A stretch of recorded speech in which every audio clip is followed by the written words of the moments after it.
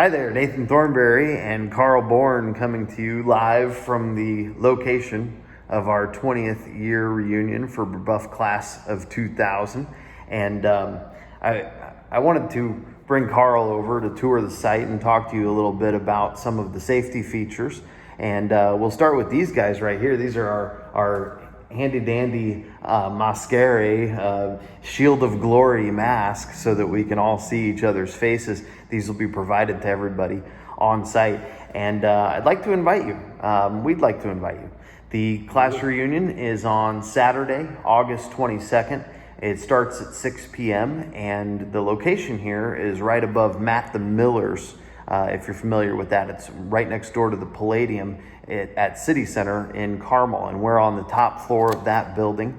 We have a wonderful indoor and outdoor space, and I understand completely that some of you have fears and concerns and have been quarantined, hiding, etc., because of a little virus. And if you absolutely can't come, I totally respect that.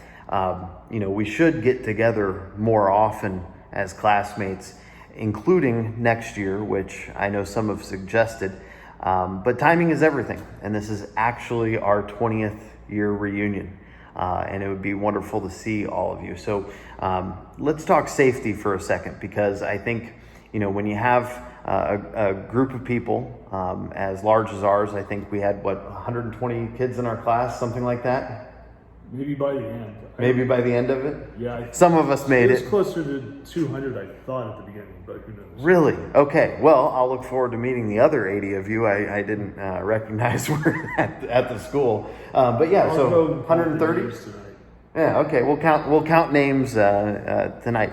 But when you have this big of a group, you're going to have, and I don't blame anybody for this, some groupthink and people that, if this person's not going, the other person's not going. I don't know that that's the best way to approach things.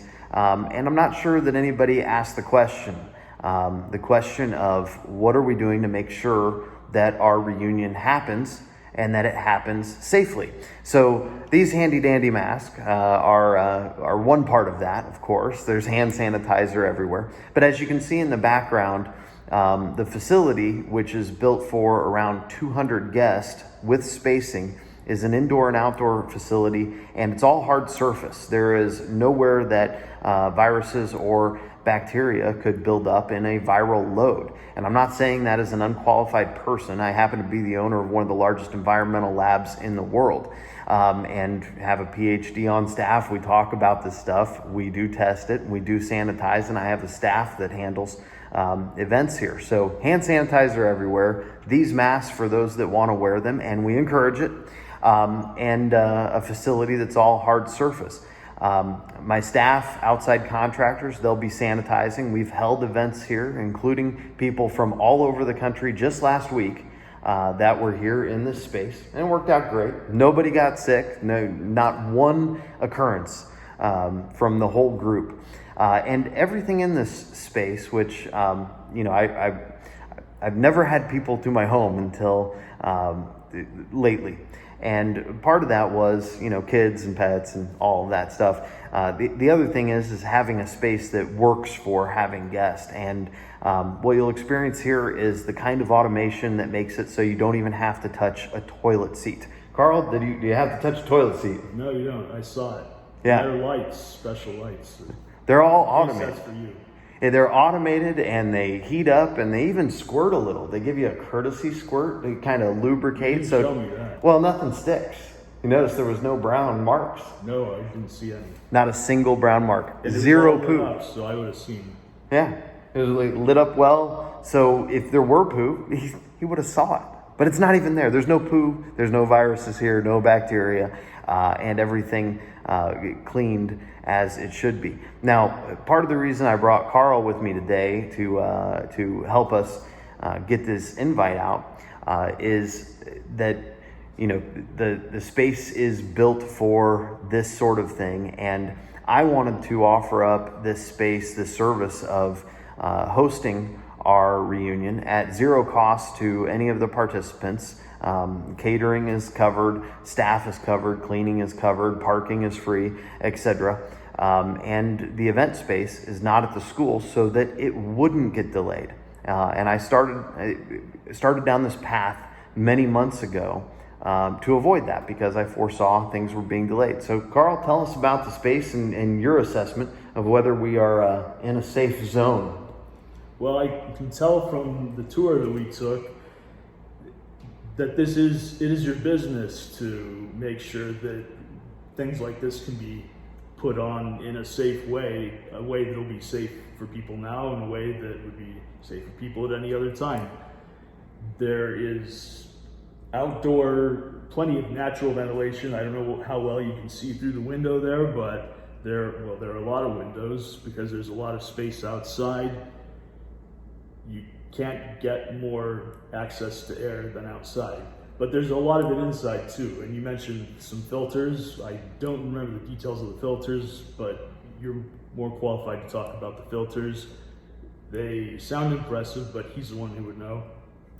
We have 4 zones with HEPA filtration and 3 rooftop units that compare very favorably to a system you would find at a hospital. This place is just as sanitary as it can get. And you don't even have to touch a doorknob anywhere. In fact, I don't actually have doorknobs. I don't know if you noticed. I didn't notice, but now I do, yeah. 0 doorknobs. And there's very few rooms. There's no closets and that sort of thing. But anyway, the space is designed for this. I do host a lot of events. We're even hosting an event in our business in Vegas. And there's certainly this year less people than we usually have attend. We do have to deploy spacing and such. And this isn't something that we don't have experience with. I go to work every single day with a couple hundred people nearly. And we haven't had occurrences of outbreaks or sicknesses around our office because we do the right thing. And part of that right thing is creating space. And if 100% of our classmates made it to our 20-year reunion this year, and not just the social hour next year, which we can do that too, happy to do it, would love to see y'all, there's going to be ample space. And we had to do that. We all have to make sacrifices right now. And part of that for me and my business has been expanding space. I mean, we've doubled our square footage at an incredible cost to make sure that people weren't on top of each other and that they had ample spaces. If you're not local, we have a hotel on site. It's brand new. It's high end. It's a Marriott facility. I fly and travel. For those of you that are out of town, I fly or travel every single week, including last week I was in Fort Lauderdale, which is like, ground zero outside of Seattle for COVID. And again, it's just about making the smart decisions, making the right decisions, not interacting with people in the same way that we did a couple years ago. And it's not like things are going to change here. And this is the one thing that I brought Karl over. And Karl, by the way, was not just one of the guys that always had like a 4.0 and AP courses and crazy stuff. Karl's educated. Not like me. No, he's an attorney, and he reviews things for a living. Has a very rational and very intelligent approach. It's just about. Yeah, that's a true statement. And anyway, I look at it this way, Karl. Kids are going back to school. People are going to grocery stores. I have 200 people that come to work with me every single day, including largely people that are older, maybe even more susceptible to a risk than our classmates. And the one thing that I think of that says we need to do this now is, other than it simply being our 20th year reunion, is what's going to change between now and next year, right? Yeah, we don't know for sure.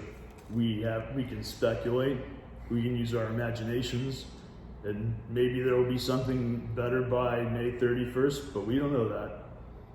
Well, if you have fear and or a condition that makes it difficult for you to do regular, ordinary things in your day-to-day life, I completely respect you not coming. But if that isn't you, and you do those normal things in your everyday life, we'd love to see you at our 20th anniversary, our 20th reunion anniversary. It is an anniversary. It's an anniversary of our graduation. And again, that's Saturday, August 22nd, right above Matt the Millers in Carmel, Indiana. So very close to our alma mater. We'll see you there. Thanks, Karl. Thank you, Nate.